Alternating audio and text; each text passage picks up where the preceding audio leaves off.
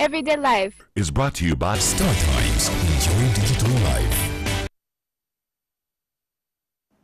Welcome to Everyday Life here on Morning at NTV. Joining me is Joanine Nanyange, who is the Acting Deputy Executive Director, Human Rights Awareness and Promotion Forum. Good morning.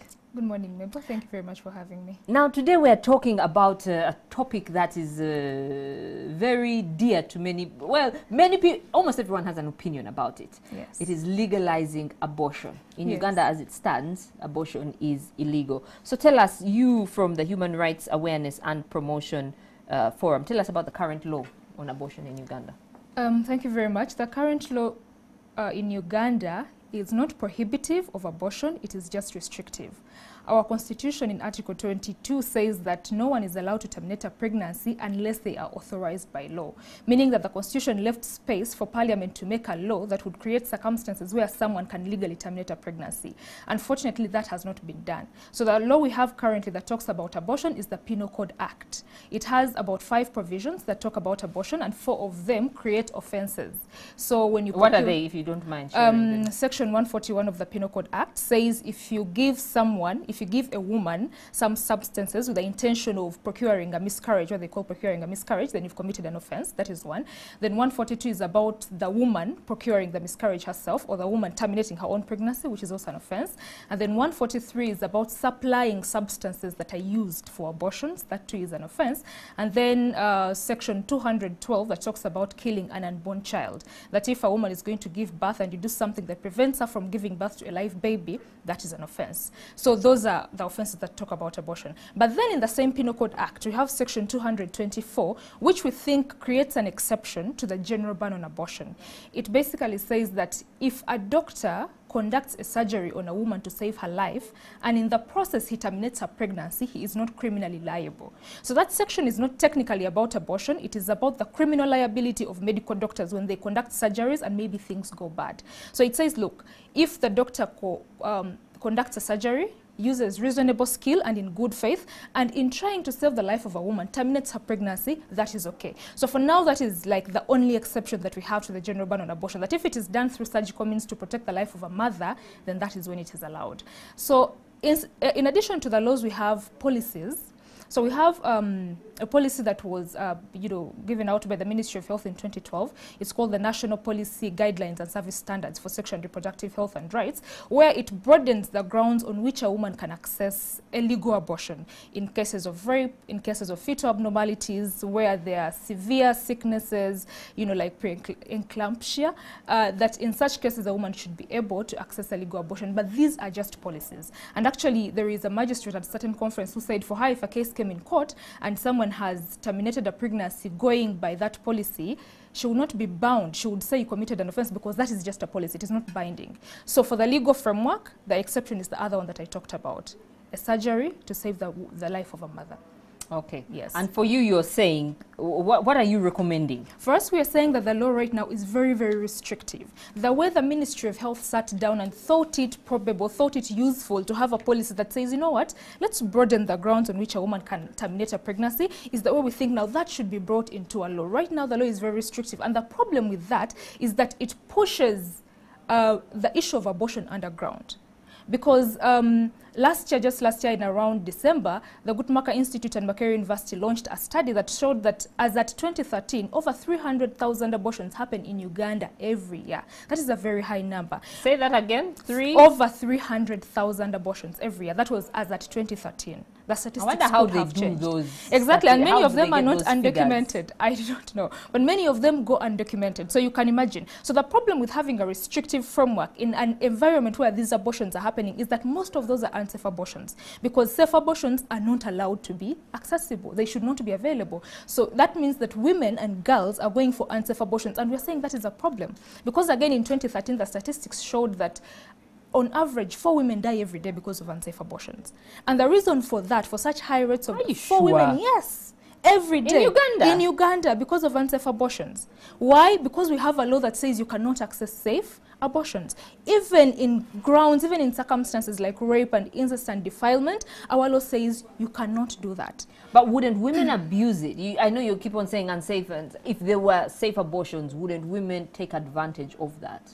My issue with that is I do not know what taking advantage of means in this context. I wouldn't know. Johnny, wouldn't women choose to go and over-abort? No, not over-abort, and choose to have, since safe abortions are there, I have my personal reasons. Let's say I have my personal reasons, I don't want to have this child. Wouldn't they take advantage if it's none of what you said, you know, abnormality, incest, rape? Wouldn't women just opt? Because I know in America that's one issue, you know, allowing the woman the right to choose. Yes. But I think allowing a woman the right to choose is not the worst thing that can happen. Because the thing is, that is what I'm just trying, because the thing is, these abortions are happening. And for me, my argument is that even when we have laws that are restrictive as they are right now, if a woman is going to have an abortion, she is going to have an abortion. Right now, the law is restrictive, but you have had the numbers. So there is no law they are abusing, but the numbers are still very high. So the least we can do maybe is to make it a little bit safer for them. Right? So I don't think there will be an over-abuse of the law, because the abortions are even taking place right now, even when the law is not there to be abused. Uganda is known to be about 80% or so Christian. Yes. Faith plays a big role in many people's lives, and we do know in that faith, the Christian faith, abortion is can I say is illegal? It's a sin. It's a sin. Yes. Yes. If we broaden the grounds on which a woman can legally access a safe abortion, we are not making the choice for her to go and have an abortion. So we are not interfering in people's faiths or people's religions or their beliefs. We are just making it available. We are saying for someone who, after having a conversation with her God, thinks that it is okay for her to go and have an abortion, the option should be available for her. So when we say let us broaden the grounds, you're not saying every woman should go and abort, every woman who is raped should go and abort. We are saying for that particular one who thinks it is within the bounds of her faith to go and terminate her pregnancy, the choice should be available. The choice should be available. So we are not making the choice for them to go and abort, but when we take away that alternative, then we are making the choice for them to not abort and to go and do all sorts of funny things to their reproductive systems when they go for unsafe abortions. Why not giving them the alternative to have the baby adopted upon birth? You know, you empower these childcare centers, the babies' homes, adoption centers, foster homes, people who are willing to open their doors to children who don't want to be raised by their mothers, so that someone is pregnant and knows as soon as I give birth, I can give my baby to this couple, I can give my baby to this adoption center, I can give my baby to this child care center. Why not do that instead? Empower women and say, you don't have the baby, but when you have the baby, you can give the baby up. I think that alternative is still available. It is there that you can give birth and give the baby up for adoption. We have all these homes, they are there, and I think they should be empowered. That is true. But also we want, because we have a system that enables for that choice to be met, that I can be pregnant and give up my baby. We now have the system to also make it possible for a woman who thinks she cannot go through with the pregnancy to also be able to make that choice. And again, I reiterate my argument that for us, when we say broaden the grounds on which a woman can access a legal abortion, we are not making the choice for her. For example, if the law came and said, if you're raped, you can have an abortion, it does not mean that every woman that is raped should go and have an abortion. We are saying if she decides to have the abortion, that choice should be safely and legally available to her. So these laws will not be stopping any other person from going through with their child and, you know, having their child and even raising them up. That is okay. But we're saying there are women who cannot go through that, who can sit down and say, I'm not going to carry this pregnancy because of reasons A, B, C, and D.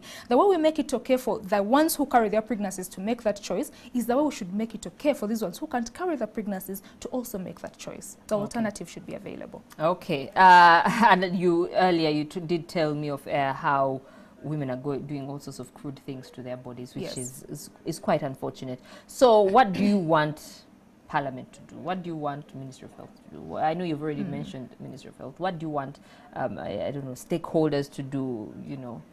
For Ministry of Health, I think they have tried to be very progressive.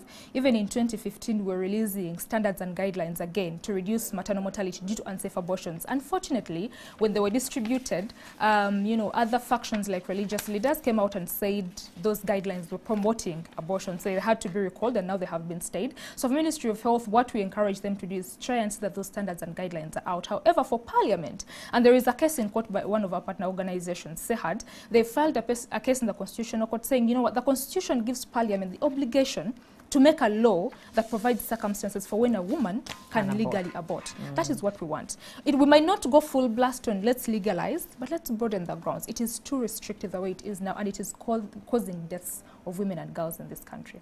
Joanne Nanyange, thank you very much. Thank you so much for having Deputy me. Executive Director for the Human Rights Awareness and Promotion Forum. Unfortunately, that's all the time we had for today, but we will be back tomorrow on Morning at NTV. Farida Nakazwe is up next with Mwasuze Mutia.